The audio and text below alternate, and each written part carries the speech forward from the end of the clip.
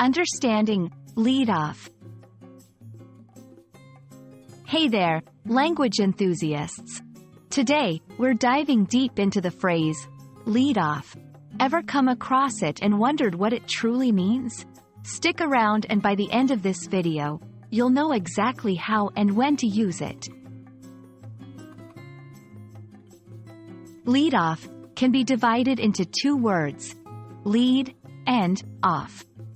Lead often refers to showing the way by going in advance, and off can indicate a starting point or separation. When combined, the phrase generally means to begin or start something. Example, she will lead off the conference with a keynote speech. For those familiar with baseball, leadoff has a special meaning.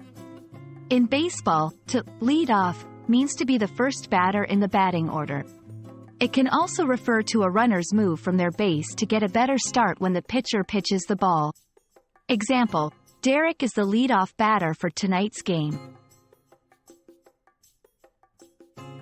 Beyond its literal and baseball-related meaning, leadoff can be used in several other contexts. 1. Starting a series of events or actions. 2. The concert led off with a spectacular fireworks display. 3. Being the first in a list or sequence. 4. In the list of ingredients, sugar leads off. It's worth noting that like many English phrases, lead off can sometimes be replaced with similar phrases like kick off or start off, depending on the context. So there you have it. Whether you're using lead off in a literal sense, referring to baseball, or in everyday conversation, now you have a clearer understanding of its meaning and usage. We hope this video has shed some light on this interesting phrase.